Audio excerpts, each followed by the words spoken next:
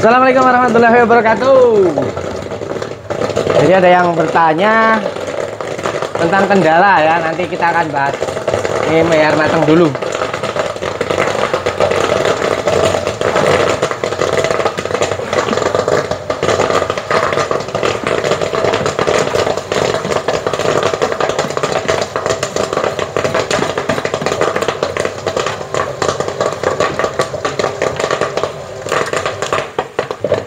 Saya Rinoto, Raja Popcorn Kebumen Jawa Tengah, 081328239660. Kendalanya apa? Kebanyakan teman-teman yang ingin buka usaha, yang baru awal mau memulai itu ditakutkan oleh kendala. Sebenarnya kendalanya itu ada di pikiran kita sendiri ya. Karena semua yang kita khawatirkan itu pasti ada solusinya. Semua yang kita takutkan itu pasti ada jalan keluarnya. Misalnya barusan ada yang tanya seperti itu, ketakutan nanti popcornnya nggak enak, nanti pembelinya nggak datang lagi. Popcorn enak nggak enak itu kan bisa kita pelajari, karena itu semua teknik ya, teknis ya. Teknis itu bisa dipelajari. Kemudian nanti lancarnya juga setelah jam terbang kita banyak. Supaya punya jam terbang tinggi, jam terbang banyak, ya kita mulai. Kalau kita nggak mulai, mana pernah kita akan mendapatkan jam terbang yang tinggi yang banyak. Itu biasanya ketakutan-ketakutan yang dialami oleh teman-teman yang ingin memulai usaha itu seperti itu. Kemudian takut nggak laku. Tadi takut rasanya nggak enak, takut nggak laku, sebenarnya itu rentetan. Nggak laku itu banyak pengaruhnya, banyak faktornya. Intinya di pemasaran. Zaman sekarang pemasaran udah enak sekali ya. Kalau zaman dulu pemasaran kita kan harus face to face, ketemu orangnya, datang langsung, disamperi, kita tawarkan. Itu pemasaran zaman dulu. Sekarang kita tinggal upload di media sosial, seluruh Indonesia, wide world bahkan tahu semua.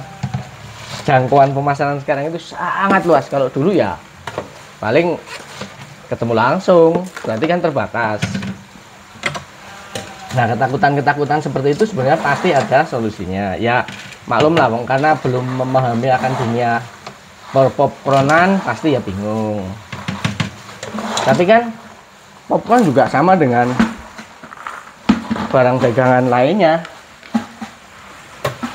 Pasti ada pasarnya, pasti ada konsumennya. Ya tinggal kitanya. Pemasaran popcorn itu sangat-sangat luas. Berulang-ulang kali kita sampaikan, pasar popcorn itu sangat-sangat luas. Ada 3 segmen. Kembali lagi ada 3 segmen.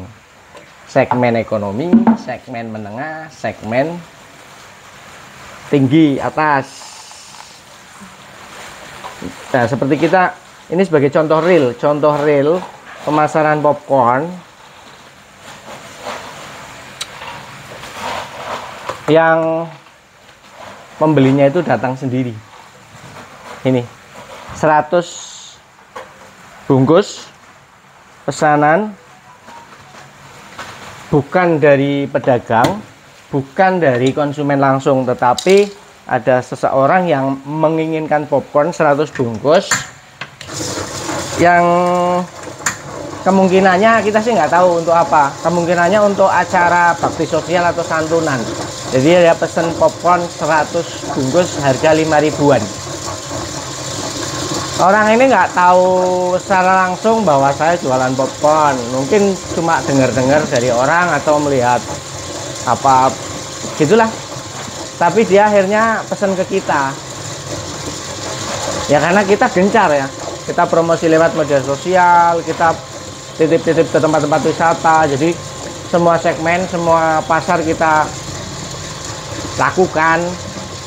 Akhirnya orang ini tahu dan pesan ke kita. Nah, orang-orang yang pesan seperti ini untuk acara ulang tahun, acara mungkin bakti sosial dan lain-lain, itu sebenarnya bukan konsumen langsung. Tetapi ketika dia melihat kita di sosial media atau mungkin lalu lintas produksi kita ada sales, ada kirim barang dan lain-lain, akhirnya mereka tertarik juga. Ketika ada acara mereka akan gunakan popcorn. Nah, itu salah satu pemasaran popcorn yang tidak kita sengaja. Jadi yang penting kita lakukan, setiap hari kita promosikan lewat media sosial. Insya Allah nanti lama-lama ketika orang sudah kenal dengan siapa kita adalah penjual popcorn yang aktif ya, penjual popcorn yang aktif, otomatis orang akan tertarik. Seperti itu sih. Jadi kendalanya tetap ada di pikiran kita. Ketakutan lah, intinya kendalanya itu ketakutan. Takut nggak ada yang beli, takut nggak laku, takut nggak beli lagi, takut ini, takut itu, takut nggak bisa masarin. Semuanya ketakutan. Tapi itu akan terjawab ketika kita sudah mulai.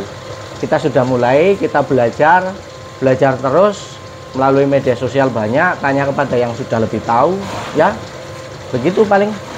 Oke, semoga ada manfaatnya. Terima kasih sudah nonton. Assalamualaikum warahmatullahi wabarakatuh.